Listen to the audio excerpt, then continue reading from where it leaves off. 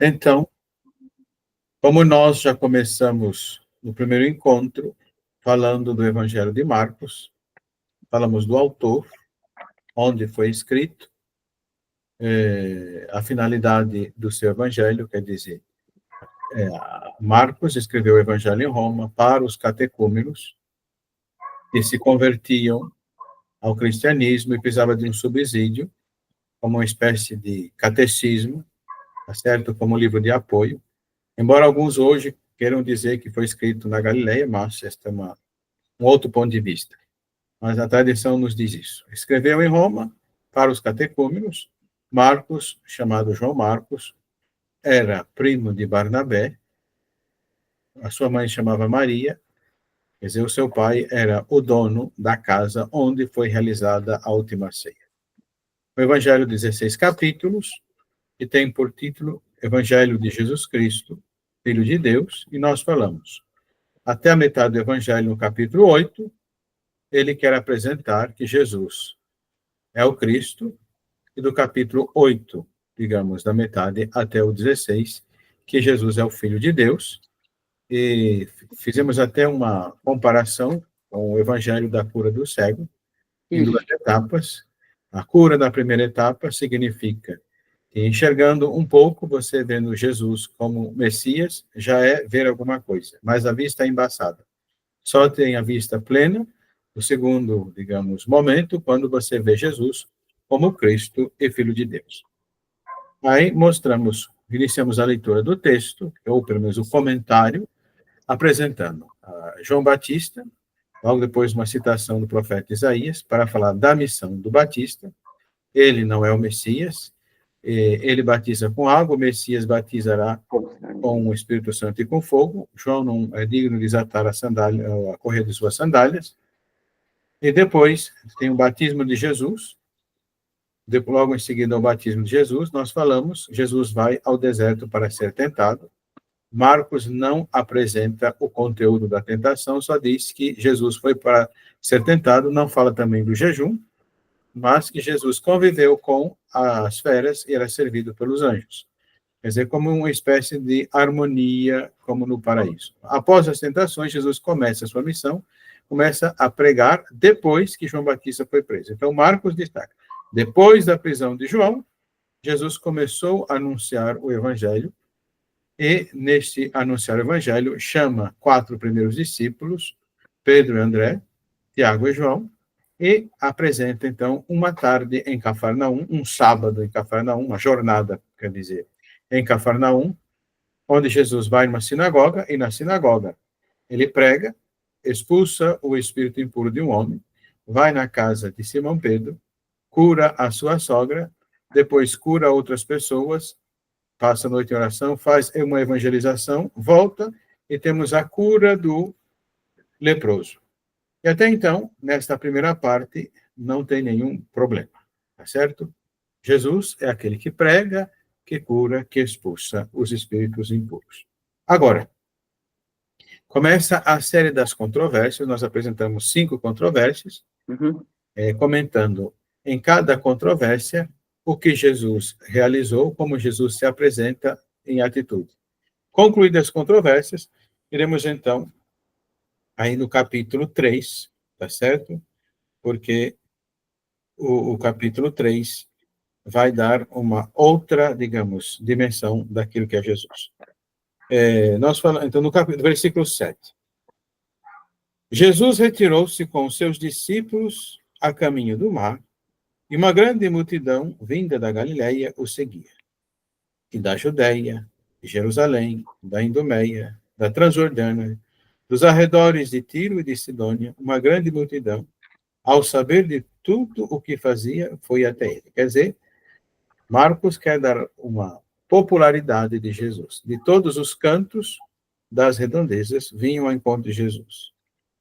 E ele disse aos discípulos que deixassem um pequeno barco à sua disposição, para que o povo não o apertasse, pois havia curado muita gente. E todos os que sofriam de alguma enfermidade lançavam-se sobre ele para tocá-lo. E os espíritos impuros, assim que o viam, caíam a seus pés e gritavam: Tu és o Filho de Deus. E ele os conjurava severamente que não o tornassem manifesto. Já na sinagoga, em Cafarnaum, quando Jesus se depara com este homem possesso, o Espírito diz que Jesus é o Santo de Deus. E falamos que Santo de Deus é uma forma de dizer aquele que representa Deus junto de nós.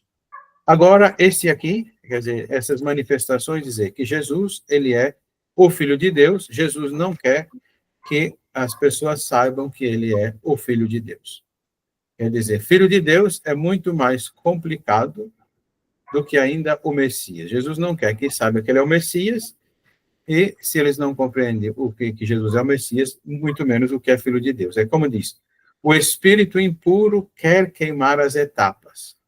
Quer dizer, isso não é bom. As coisas têm que seguir o seu curso normal, e no momento oportuno, previsto, é que deve acontecer a revelação plena. Mas, por enquanto, Jesus está pregando, como se diz, curando e expulsando espíritos impuros, espíritos maus. Então, para esta missão, quer dizer, logo Marcos vai falar, quer dizer, não temos o relato vocacional do chamado dos 12, só sabemos que muitos foram chamados por Jesus, ele tinha um grande número de discípulos, e dentre esses discípulos, ele escolhe 12. Então, do versículo 13 ao 19, nós temos que Jesus selecionou 12. 12 por quê? Por causa das 12 tribos de Israel. Então, ele vai escolher 12, e para quê? E aqui Marcos deixa bem claro, porque os outros não dá a razão, mas ele diz bem claro. E subiu ao monte e chamou a si os que ele quis. E eles foram até ele. E constituiu 12 para que ficassem com ele, para enviá-los a pregar. E terem autoridade para expulsar os demônios. Quer dizer, Jesus chama quem ele quer. Não são as pessoas que dizem, eu quero e vou. Não. Há pessoas que se colocaram para seguir de perto, ele diz, não, você vai para sua casa, evangelize os seus. Então, tem momentos em que se apresenta, mas Jesus escolhe quem ele quer. E a razão é, escolhe para quê? Primeiro, para estar com ele. Segundo, para enviar em missão. E para isso, Jesus dá o poder que ele tem aos seus, digamos, discípulos. Dá aos apóstolos, mas também dá aos discípulos. São Lucas, só para entendermos um pouco, quer dizer, quando tem a missão dos 12, Lucas coloca também a missão de outros discípulos. Por quê? Por que Lucas coloca essa ênfase? Para dizer que a mesma missão dos apóstolos é a missão de todo discípulo. Quer dizer, se são 12 escolhidos por Jesus por causa das 12 tribos de Israel, os 70 ou 72, esse número é devido ao quê? Porque no Gênesis vai falar que as nações do mundo são 70.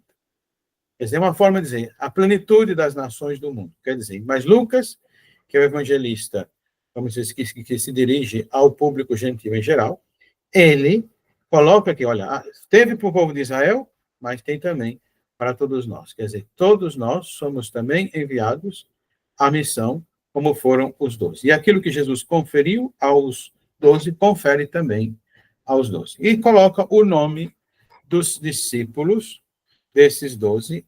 Outro, digamos, detalhe interessante, outro pormenor, diria o Frei Carlos Josafá, não detalhe, mas pormenor, é que, por exemplo, no Evangelho de João, ele nunca chama de apóstolos os 12. No Evangelho de João só se diz discípulos. E diz os 12. Dentre os discípulos tinham os 12, digamos, mais próximos. Mas ele nunca denomina com o nome de apóstolos. Por quê?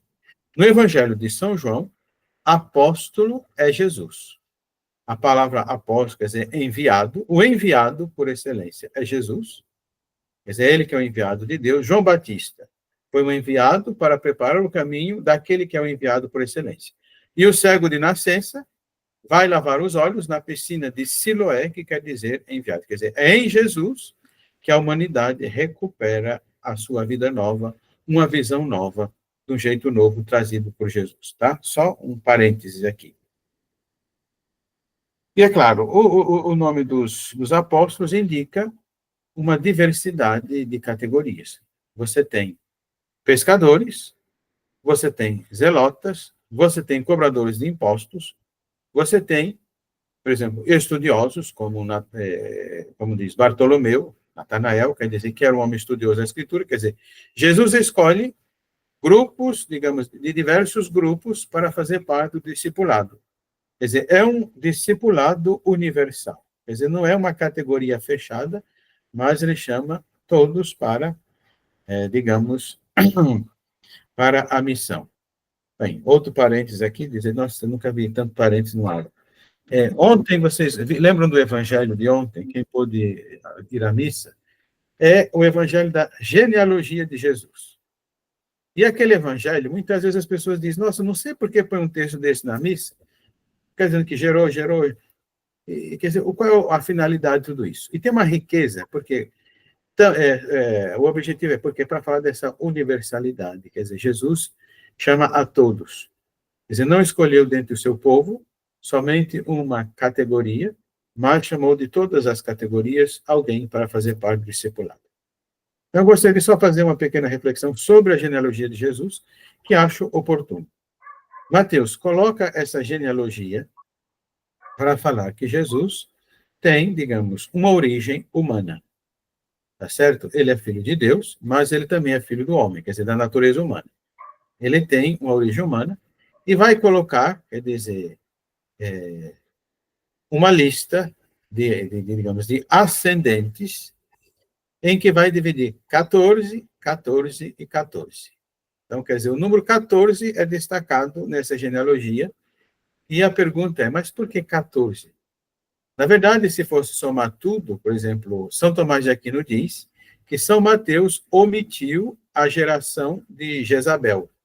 Jezabel, aquela que foi rainha junto com Acabe, e que implantou o culto de Baal no reino de Samaria.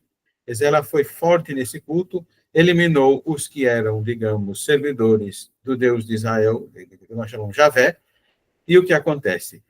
Por ela ser tão má e perversa, São Tomás diz, São Mateus omitiu de propósito a geração de Jezabel. Quer dizer, porque ela teve uma filha que se casou com o rei de Jerusalém, e, portanto, da linhagem davídica, que dava, digamos, a linhagem até Jesus, mas esta foi omitida. Agora, por que São Mateus quer coincidir o número 14? Então, uma pergunta, por que 14? Porque o nome 14, em hebraico, é representado o número por letras, porque os antigos não tinham ainda os algarismos hindus que os árabes conheceram e que nós conhecemos por meio dos árabes e por isso chamamos algarismos arábicos, mas a origem deles é da Índia. Então ainda não se conhecia os algarismos da Índia e por isso se representavam os números pelas letras. O número 14 em hebraico vai dar a letra D, V e D. Seria 4 mais 10, não, como que é? D, Aleph, Bet, Gimel, Dalet. É 4, 4, Aleph, Bet, Gimel, Dalet, He, Vav. 4, 6, 4. Seria isso, colocar as letras 4, 6, 4, para dizer 14. Então, o que é DVD? É o nome de David. David. Então, 14 em hebraico vai dar David, David, David. Para dizer que Jesus é o autêntico descendente de Davi. Então, esse é um pormenor desse texto.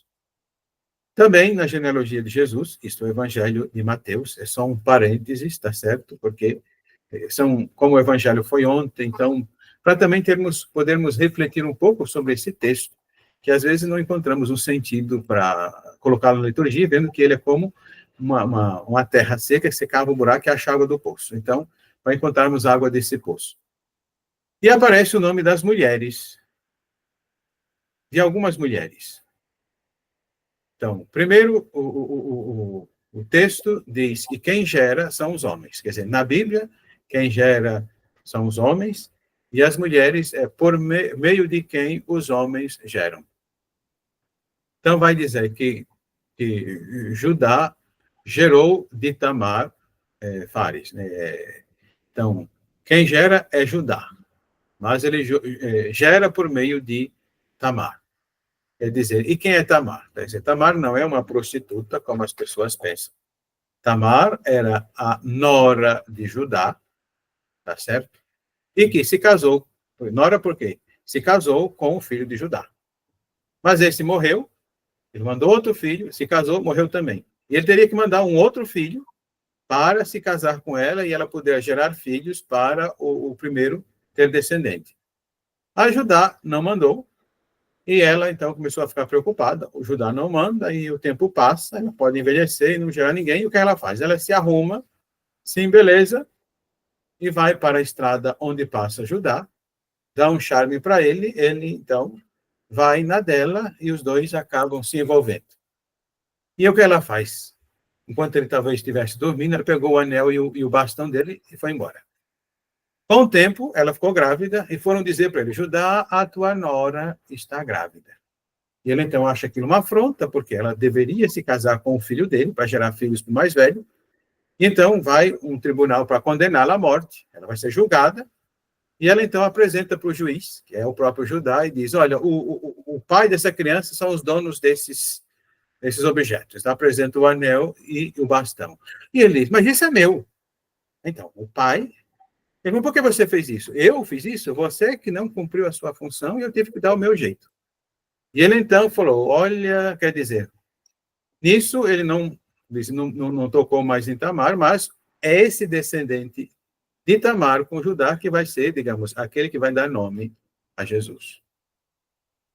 Então, esta mulher, Tamar. A segunda é Raabe. Quem é Raabe? Foi uma prostituta de Jericó, que acolheu os espiões que vieram para sondar a cidade, deu cobertura a eles, mas com a condição. Eu dou cobertura, ajudo vocês, desde que eu e toda a minha casa, toda a minha família, vá com vocês para a terra prometida. Então, ela, então, como dizer, aceita, ela se casa, quer dizer, dela também nasce um descendente que dará, digamos, na linhagem da ascendência de Jesus. Temos Ruth. Quem é Ruth? Uma moabita. Os moabitas tinham conflito com o povo de Israel, quer dizer, uma estrangeira. Quer dizer, essa estrangeira foi aquela nora solidária de Ruth, depois se casou com o irmão de Noemi, sua ex-sogra, e dela nasceu Jessé, que é o pai de Davi. Então, outra mulher. Então, uma estrangeira. E, por fim, aquela que foi a mulher de Urias, que Davi se casou, quer dizer, a adúltera. Quer dizer, não é que a gente esteja falando mal dela, mas é o título que ela recebe. Ela tinha outras qualidades, mas... Então, a adúltera que foi a mãe de Salomão. Então, você vê cada uma das mulheres para dizer que na ascendência de Jesus, de quem ele recebe o nome, né, ele tem pessoas, quer dizer, que não são, digamos assim, consideradas corretíssimas. Então, isso é um outro detalhe importante. Quer dizer, não somente de judeus, quer dizer, Jesus, então, não é tão puríssimo de raça, porque tem outras misturas na sua árvore genealógica. E o interessante também é que, no texto grego, vai dizer que fulano gera de fulana o filho. Então, o homem gera da mulher tal filho. Quando chega em Maria, diz José, não diz José gera Jesus de Maria. Seria a lógica, você vai nessa, mas não chega. José, o esposo de Maria, de quem Maria nasceu Jesus. Então vejam que há uma mudança para dizer, olha, José dá o nome, mas ele é o esposo de Maria, de quem nasceu Jesus. Não diz que. E José gerou Jesus de Maria. Como seria o esquema? Quer dizer, então, para apresentar que Jesus tem uma natureza humana, como nós, quer dizer, ele tem uma árvore genealógica, ele tem uma ascendência humana, e uma ascendência humana com alguns probleminhas, digamos, de questões morais ou não. Ok? fecho aqui o parênteses, talvez já tenham escutado isso ontem na missa, quando falaram sobre este evangelho que aparece abrindo os 8 dias que antecedem o Natal do Senhor. Isso para dizer, então, da universalidade de Jesus. Tornemo-nos ao nosso Marquinhos, ou nosso evangelista Marcos, né, para não confundirmos que, olha, eu não sabia que tinha genealogia de Jesus no Evangelho de Marcos. Não tem, né? A genealogia aparece somente em Mateus e em Lucas, e em Lucas, a genealogia vai aparecer depois do batismo de Jesus. Mateus colocou no início, mas Lucas vai colocar depois do batismo. Por quê? Porque você tem, no batismo, Jesus tem consciência de que ele é filho de Deus. A genealogia é para dizer que ele também é filho do homem. E a tentação no deserto, porque lá tem um conteúdo da tentação, é para dizer, você é filho do homem, tem certeza que você é filho de Deus? Quer dizer, Jesus entra num conflito de saber, sou ou não sou filho de Deus? E a tentação que ele é provado, não é se pode transformar a pedra em pão, é se ele está convicto de ser o filho de Deus. Porque o diabo pergunta 2 vezes, se você é filho de Deus, quer dizer, se você tiver a convicção de ser filho de Deus, transforma essas pedras em pães. Compreende? Quer dizer, a tentação é se Jesus está convicto de ser o filho de Deus ou não. Mas isso é só um meio parênteses aberto e fechado. Depois, o que acontece? Nós falamos nas 5 controvérsias que Marcos apresenta, e agora vamos ter assim a rejeição.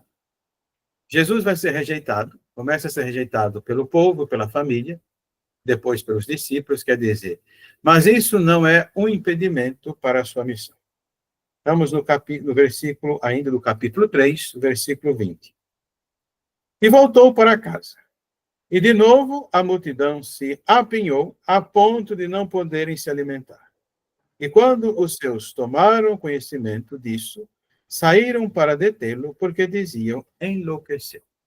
Então dizem, os de Jesus, entendamos aqui, os de Jesus seriam os seus familiares, os seus parentes.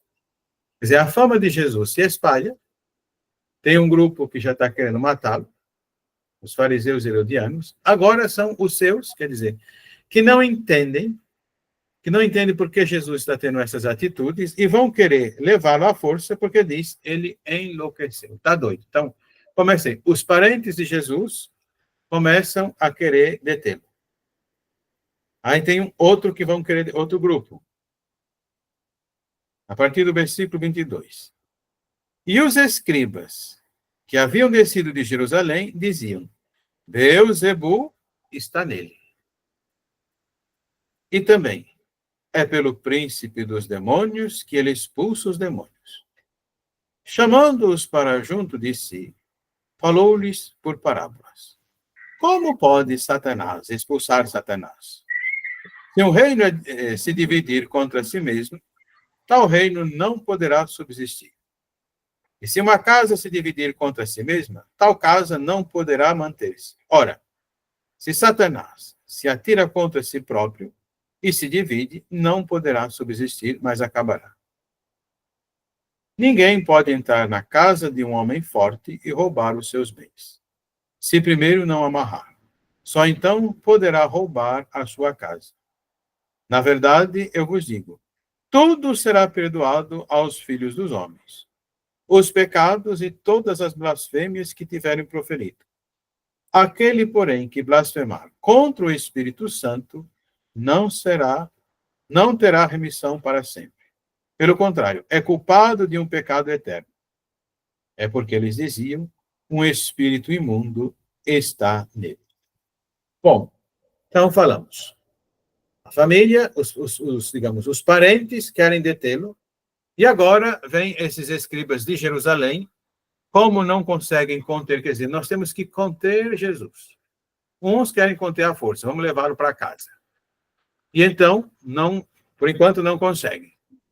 E esses, então, precisam desmoralizar Jesus, dizendo, bom, deve ser o espírito de Beelzebul está nele. E ele expulsa os demônios em nome de Beelzebul. Beelzebub significa o quê? Seria Baal-Zebul. A palavra significa o deus das moscas. Baal, lembra, é o deus dos cananeus, então Baal-Zebul seria o deus das moscas, que era uma corrupção desse nome, Baal-Zebul, quer dizer, um termo popular para dizer isso, o deus das moscas. Quer dizer, o que são, para quem já vai para um lugar que tem muita mosca, sabe o que significa o incômodo que elas dão. Então, isso pode significar, bom, enfim, mas aqui é chamado o príncipe dos demônios, e Jesus é acusado de expulsar porque tem a assistência de Beelzebub. Então, a questão é esta. O que Jesus faz? De onde vem esta autoridade? É de Beelzebub? Então, Jesus faz com que eles pensem. Quer dizer, como é que Satanás vai expulsar Satanás? Quer dizer, é contraditório. Se eu fosse, digamos, se ele fosse inspirado por Beelzebub, ele certamente iria possuir, fazer com que outras pessoas ficassem possessas e não expulsar o demônio. Então, quer dizer, não faz sentido. Tem uma momento que se eu expulso pelo dedo de Deus, quer dizer, e os vossos filhos, quer dizer, se eu que sou o Cristo, expulso, e os vossos filhos, expulsam por quem? Quer dizer, porque existem outros que expulsam demônios. É pelo poder de quem que eles expulsam os demônios? E aqui tem aquilo que para nós é interessante, que muita gente fica em dúvida. O que é este pecado contra o Espírito Santo? Mas Jesus diz aqui, é um pecado que não tem remissão. Todos os pecados serão perdoados. Esse não tem. E não tem porquê. A misericórdia de Deus tem limites? Ela não é ilimitada, de geração em geração, aumenta cada vez mais? Por que que o pecado contra o Espírito Santo não tem perdão? Então, o pecado contra o Espírito Santo é atribuir uma obra que é de Deus ao demônio. Quer dizer, é não dar a Deus o que lhe é devido. Quer dizer, não, isto não é de Deus, vem demônio. E por quê? Mas alguém não pode se enganar sem querer? Quer dizer, como é que a gente vai saber se é obra de Deus ou não? E se a gente se enganar? Acontece que é uma questão de compromisso. Por que eles dizem que Jesus expulsa pelo poder de Beelzebub e não pelo poder de Deus? Que prova eles têm para afirmar isso? Porque uma coisa é você julgar, outra coisa é você provar. Porque Jesus vai dizer num texto paralelo, se é pelo dedo de Deus que eu expulso o demônio, então para você chegou o reino de Deus. Quer dizer, perceber que a obra de Jesus, em geral, os ensinamentos, as curas e os exorcismos. Perceber isso é, digamos, estar já inserido no reino de Deus. Querer não aceitar isso por orgulho, tá certo? Por orgulho.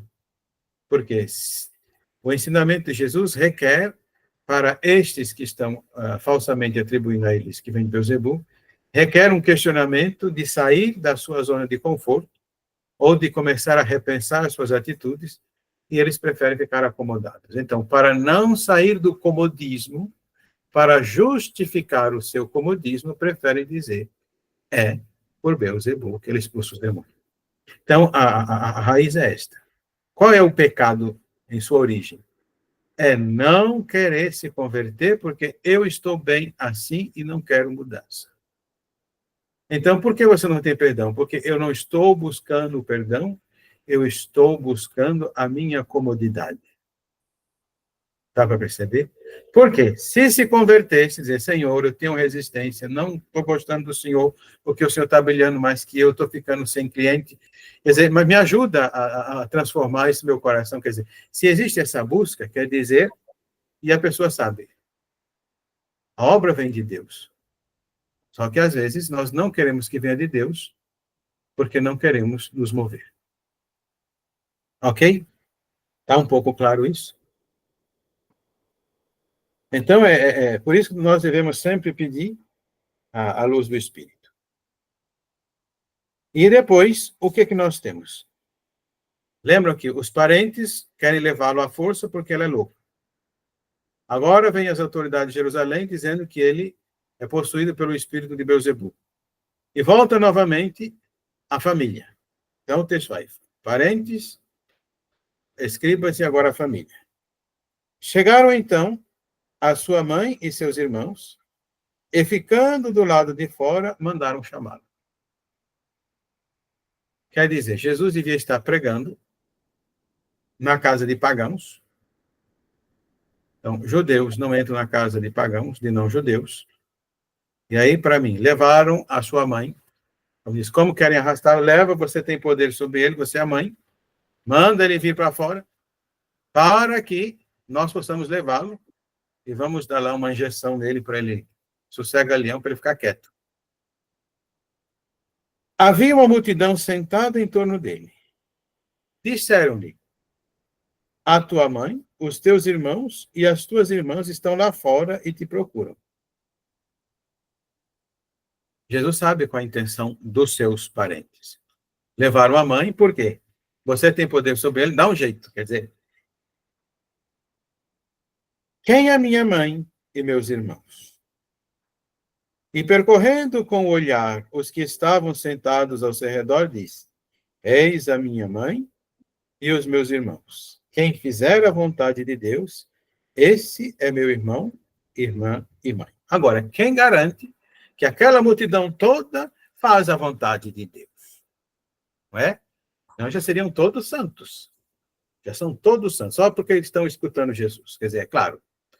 O que significa? Eles estão interessados em conhecer Jesus e sua palavra. Os seus parentes não estão interessados, já conhecem Jesus, enquanto homem, enquanto parente, mas não estão interessados em conhecer sua palavra. Os escribas de Jerusalém não estão interessados em conhecer a palavra de Jesus. Então, o que significa? Os que se interessam pela palavra de Deus, ensinada por Jesus, são estes a família de Jesus. Tá certo? Porque, por exemplo, este é meu pai mesmo. Quer dizer, será que estes estão vivendo? Será que estão aprendendo agora? Será que realmente são santos? Quantos depois não vão deixar Jesus porque a palavra dele é dura? Mas a mensagem é essa. O fato de você querer conhecer a palavra e buscá-la te faz membro da família de Jesus. Quem faz a vontade do Pai? Ora, para fazer a vontade do Pai, é preciso conhecer a vontade. Ninguém faz uma vontade se não a conhece. Mas enquanto os parentes e, digamos, os religiosos não estão interessados, quer dizer, minha família é esta. Jesus não está rejeitando a sua mãe, tá certo?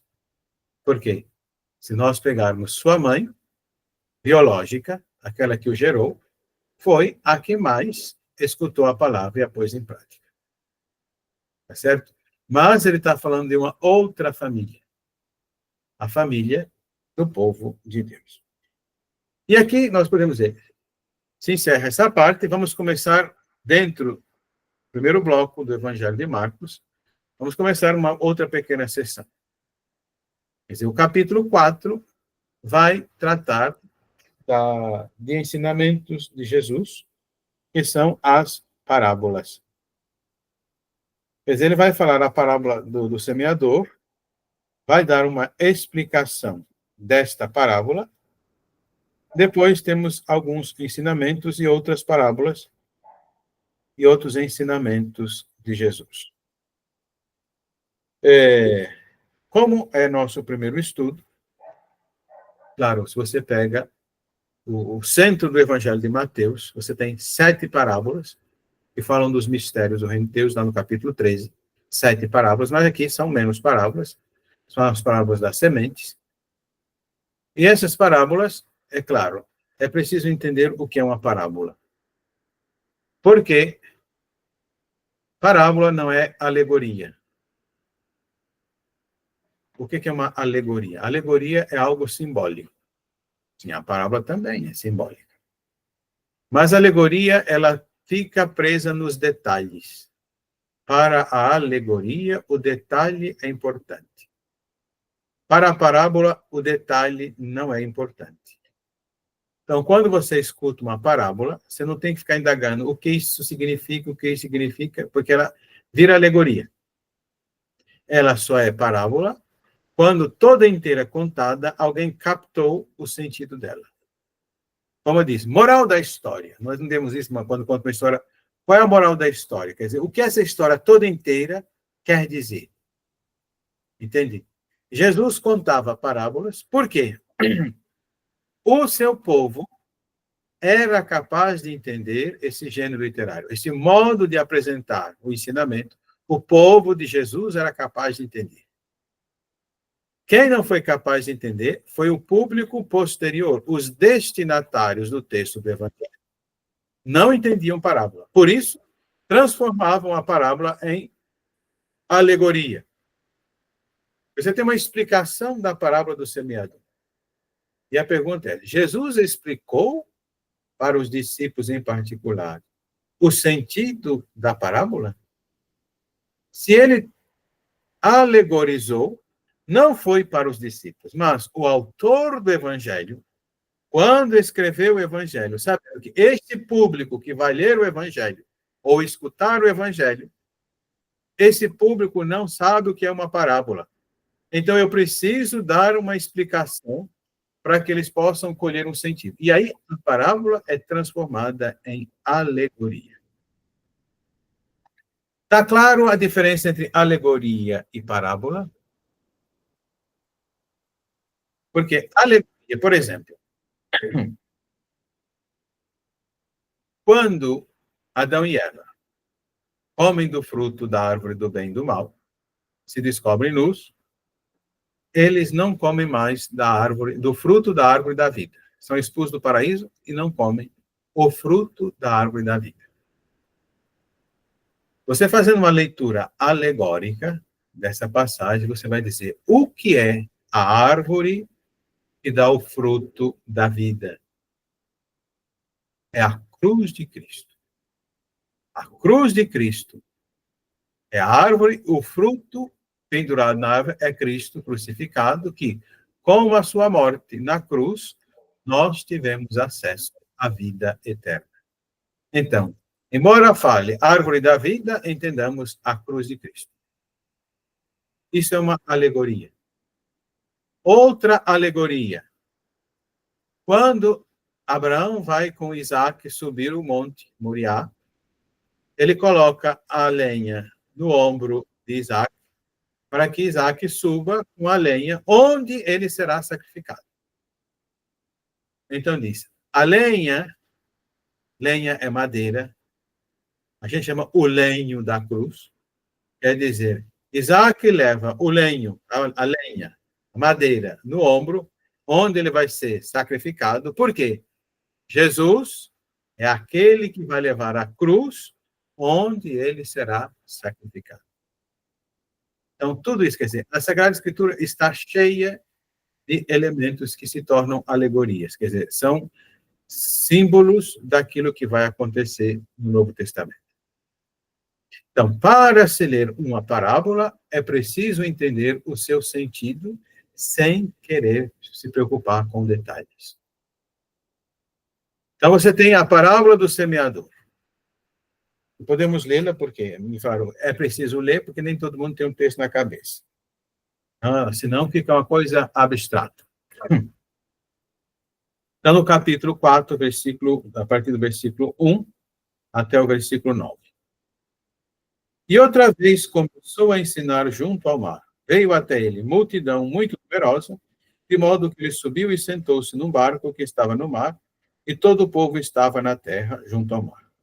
E ensinava-lhes muitas coisas por meio de parábolas, e dizia-lhes o seu ensino: escutai, eis que o semeador saiu a semear. E ao semear, uma parte da semente caiu à beira do caminho, e vieram as aves e a comeram. Outra parte caiu em solo pedregoso, e não havendo terra bastante, nasceu logo, porque não havia terra profunda. Mas, ao surgir o sol, queimou-se, e por não ter raiz, secou. Outra parte caiu entre os espinhos. Os espinhos cresceram e sufocaram, e não deu fruto.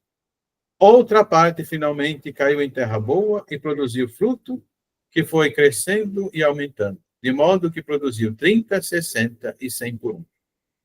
E disse: quem tem ouvidos para ouvir, ouça. Então, esta parábola, em princípio, devia ser captada pelo ouvinte. O que ela toda inteira está querendo dizer? Claro que na explicação vai explicar o que é o terreno pedregoso, o que é o terreno dos espinhos, o que é a terra boa. Mas a parábola não fica presa nos detalhes. Então, como podemos sintetizar a parábola do semeador? Vimos antes que é família de Deus quem busca conhecer Jesus e seu ensinamento. Agora, com esta parábola, Jesus está querendo dizer: se você acolher a palavra em si, você dará muitos frutos. Toda essa história é para dizer isso. Se você acolher a palavra, quer dizer, você buscou Jesus para aprender a palavra, mas você pode ser que desista. Não gostou do que ele disse, não corresponde às suas expectativas. Mas, no fundo é isso. Se você acolher, você dará frutos. E é claro, um pé de trigo não dá 30 espigas, nem 50, nem 100. Isso é um exagero.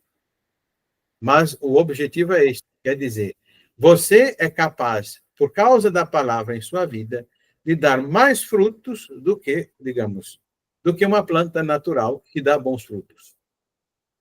O objetivo é, quer dizer, acolhendo a palavra, você vai dar frutos incontáveis. Isso. O que a parábola quer dizer? E é claro que, não entendendo o sentido, vai ter uma explicação e depois algo que complica mais ainda. Porque tem uma conclusão, e esta é a parábola paradigma. Esta é a parábola paradigma. E quando ficaram sozinhos, quer dizer, Jesus com os 12, os que estavam junto dele, com os 12, o interrogaram sobre as parábolas. Disse-lhes: a vós foi dado o mistério do reino de Deus. Aos de fora, porém, tudo se passa em parábolas, a fim de que, vendo, vejam e não percebam. E ouvindo, ouçam e não entendam. Para que não se convertam e não sejam perdoados. E aí? Como decifrar este enigma? O que significa isso? Por vocês é dado conhecer os mistérios do reino de Deus, mas os de fora não. Quem são esses? Voltemos lá. Existem aqueles que querem escutar o ensinamento de Jesus e aqueles que já estão rejeitando Jesus e seus ensinamentos. Quem busca conhecer Jesus, sua palavra, vai perceber que esta palavra implica um compromisso. E você vai entender a palavra mais profundamente à medida que você for se comprometer. Se não se compromete, não se entende. Vai ficando confuso. Quer dizer, o compromisso te ajuda a compreender melhor a palavra. O não querer compreender vai ficar mais confuso. É um pouco estranho isso. Quer dizer, se não querem se comprometer, eles não vão se converter e não vão ter vida. E a coisa ficar complicada como quem não entende o sentido da parábola. Há uma história dos apoftegmas. Já ouviram falar dos apoftegmas? Eram os ensinamentos dos pais do deserto. Quer dizer, os monges que viviam no deserto tinham ensinamentos espirituais que, quando alguém vinha pedir um conselho, eles davam essas sentenças de sabedoria. Isso se chama apophthegma. E tem um ensinamento do pai Félix. Este Félix era um monge que vinha consultar-se com ele de vez em quando, pedir um conselho, e este revelou um problema que estava passando. Ele então pegou e deu a sentença, quer dizer, deu o ensinamento que o ajudaria a resolver o problema. No dia seguinte, o monge voltou de novo e pediu outro ensinamento. E o pai Félix disse assim: eu não tenho mais ensinamento para te dar. E o monge disse: como o senhor não tem ensinamento? O senhor é um homem sábio? Já acabou o seu conhecimento? Ou não? Enquanto você não pôr em prática o que aprendeu ontem, não tem ensinamento novo. O ensinamento não é para erudição, é para a vivência. Então, pratique. Depois de praticado, vivido, volte, porque ele diz: certos ensinamentos requerem a experiência prática para depois você dar o passo no outro conhecimento. Então, no fundo, Jesus está querendo dizer isso. Quer dizer, o aprofundamento do conhecimento se dá a partir do compromisso. Porque o compromisso vai dar mais questionamentos, vai dar mais busca, e nesta busca, fruto, quer dizer, se você se comprometeu e veio o questionamento, então é em cima desse novo questionamento que Jesus vai ensinar. Tá certo? E aqui, por que eu digo que é o paradigma das parábolas? E disse-lhes: se não compreendeis esta parábola, como podereis entender todas as parábolas? Então, significa que era o paradigma. Se não entendeis esta parábola, como é que vão entender as outras? Por quê? O que diz a palavra? Quer dizer, qual é o sentido da parábola? É você acolher a palavra em sua vida. Todas as outras parábolas é preciso entender, porque eu acolhi a palavra, agora sim, ela em minha vida me ajudará a ter visão dos ensinamentos de Jesus. A Jesus vai dar, quer dizer, aí podemos dizer que o evangelista Marcos vai fazer uma alegorização da parábola. Tá certo? E por isso nós vamos ler, porque eu disse. Porque aqui tem a explicação. Mas os exegetas dizem, não foi Jesus que explicou. Foi o evangelista que, para o seu público-alvo, precisando conhecer, porque ele ainda, de fato, precisa de mais informações, então ele dá uma alegoria. Mas, para quem entende do gênero literário parábola, alegoria não é necessária. Eu gosto de usar um exemplo assim. Ainda não arrumei um novo, então quem já me ouviu vai dizer, eu mesmo disse. Um guarda-chuva. Guarda-chuva serve para proteger do sol e da chuva. Se for transparente, só da chuva, né? Porque o sol ele não. Mas se alguém pega e diz, esta capa do guarda-chuva é muito bonita, serve para ser uma toalha de mesa, de centro de sala. E resolve colocar para enfeitar o centro da sala, ou para ser uma capa de botijão, aqueles botijão menores, para proteger da poeira. Um tecedor de rede diz, nossa, essas hastes do guarda-chuva servem para eu fazer terços, rosário, quer dizer, eu consigo fazer muitas coisas servindo dela. E, de fato, utiliza. Aí vem um e diz, nossa, eu estou precisando de uma bengala. Não é que esse guarda-chuva, essa vara do guarda-chuva me serve como apoio, e começa a usar. Digamos, todas as partes do guarda-chuva têm um sentido e um valor. Só que se chover, não conte mais com ele.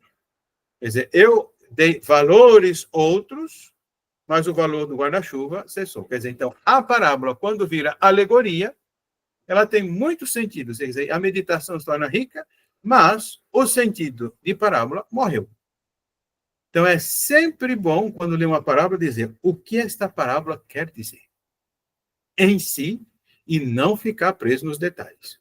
Os detalhes são importantes, mas fixou-se nos detalhes, matou a parábola. Está entendendo? Os padres da igreja não conheciam o gênero parábola. Então, eles alegorizaram tudo. Eles não conheciam, então, trabalhava todos os detalhes. Quer dizer, e uma riqueza espiritual. Não estamos dizendo que o que eles fizeram estava errado, só que não eram mais parábola. Graças ao estudo da nova exegese, quer dizer, nós somos nesse ponto privilegiado. Nós podemos conhecer o gênero literário parábola. Ok? Ok. Bom, depois vocês leiam a explicação da parábola, porque aí é alegoria, quer dizer, e é interessante. Para nós dominicanos, esta parábola é explicada num sermão chamado Sermão da Sexagésima, do padre Antônio Vieira. E o padre Antônio Vieira, quer dizer, ele vai rebuscar ainda mais. Quer dizer, é maravilhoso, é lindo, mas assim, ele é um orador. Como orador, às vezes os oradores enfeitam o pavão, né? Pavão já enfeitado, não precisa de... Mas há pessoas que podem enfeitar o pavão para ficar mais enfeitado ainda.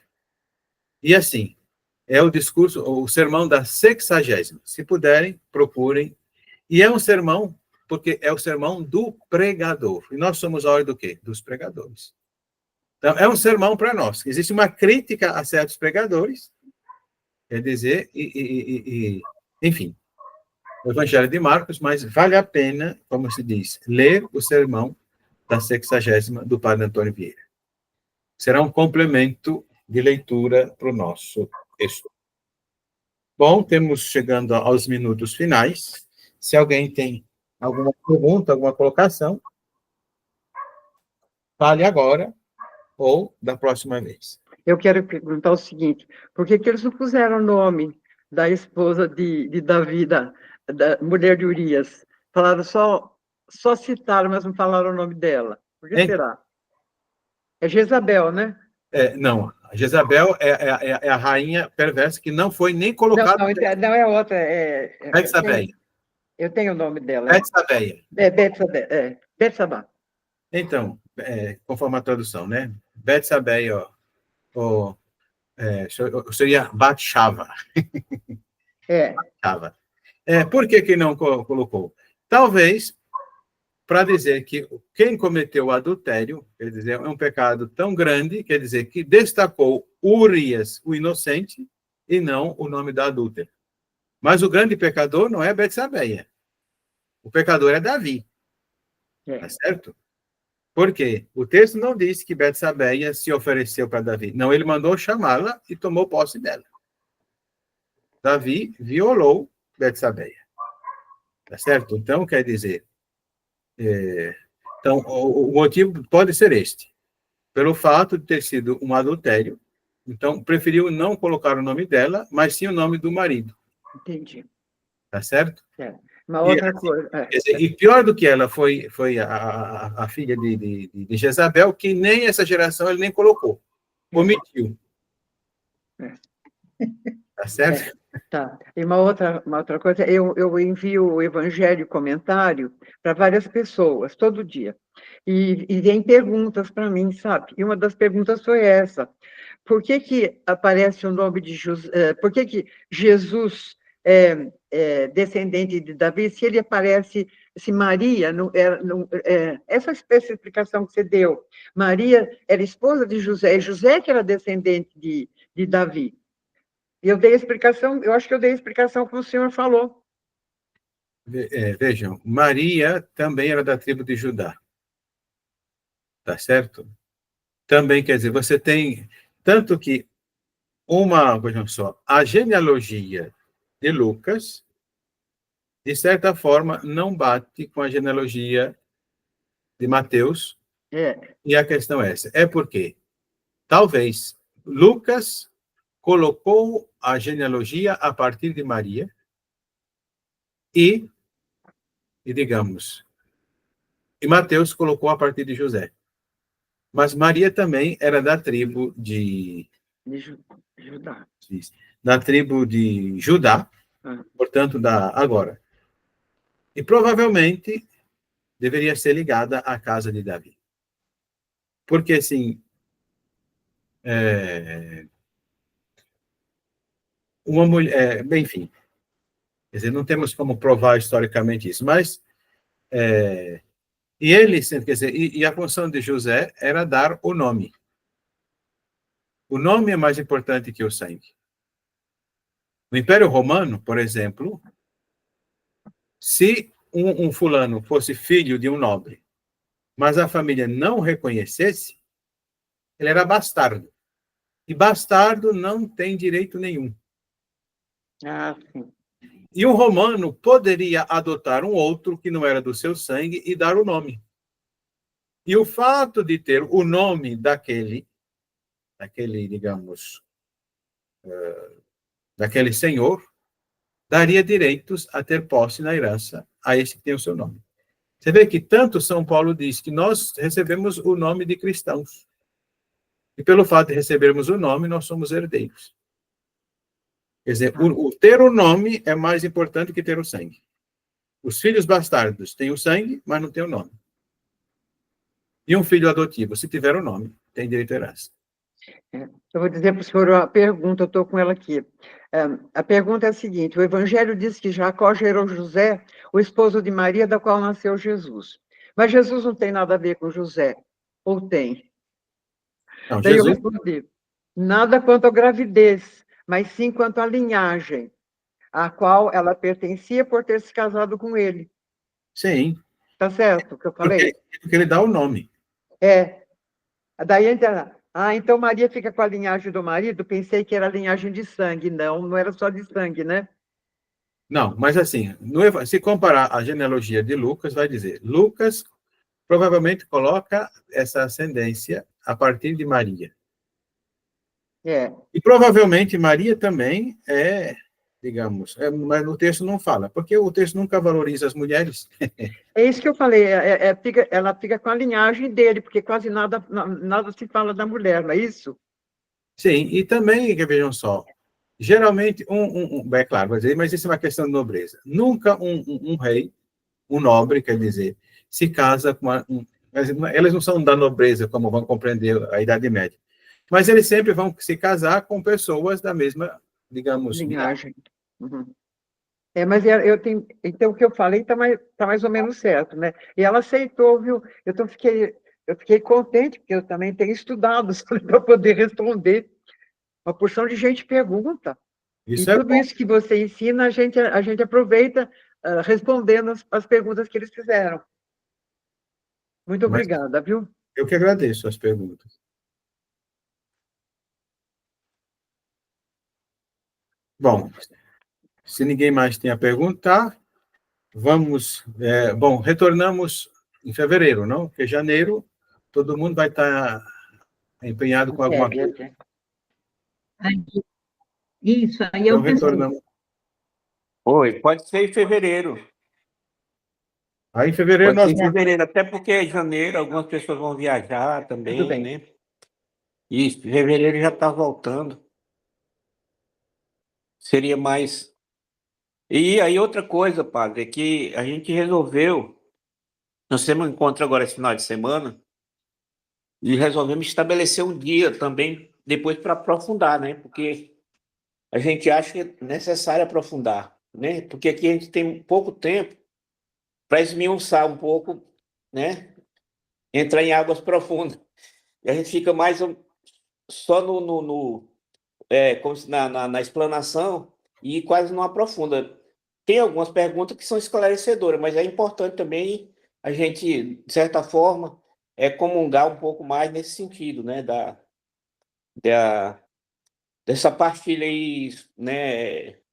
Ou seja, as pessoas participarem mais e ajudar um pouco mais a aprofundar nessa compreensão aí do. E também fazer uma ligação, né, com os dias de hoje, né, o que a gente está vivendo, presenciando, né, porque, de certa forma, são contextos diferentes, mas tem muitas coisas, né, que calha dentro da nossa realidade, né, e exatamente, né? A Boa Nova vem para isso, né? Para, né, cada vez mais ela está contribuindo nesse processo aí dessa busca pela libertação pelo reino, né?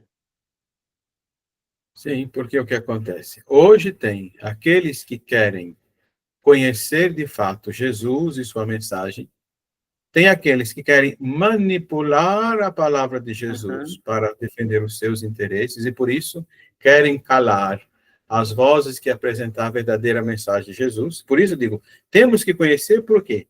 Para dizer, não, o que você está dizendo, o que Jesus disse, não bate com aquilo que nós encontramos no Evangelho. Então, é preciso, como se diz, o pregador é aquele que vai mostrar a verdade da palavra. Podemos estar equivocados em algum momento, sim, mas, de acordo com o que nós ouvimos, quer dizer, a palavra quer dizer isto. Quer dizer, e se não tivermos esta base e esse aprofundamento, eles nos vencerão. Porque podemos argumentar e a gente não vai saber o que dizer. Tá certo? Então, é importante esse aprofundamento. Quer dizer, aquilo que Jesus fazia com os discípulos. Quer dizer, o compromisso com a palavra é justamente esse aprofundamento para que a nossa vida seja, como dizia o Felicíssimo Martínez, São Domingos era um evangelho vivo, quer dizer, ele era tão bebido da palavra que a sua presença já irradiava essa palavra. E devemos ser nós, como nosso Pai, São Domingos. Outra coisa também, né, padre? Essa questão da palavra, ela tem que ser transformadora, né? Libertar as pessoas, né? É exatamente isso que você está falando, né? Muitas vezes fala muito, se fala, e não tem, vamos dizer, efeito positivo dentro da comunidade, né? Libertar as pessoas inclusive, de ser escravizada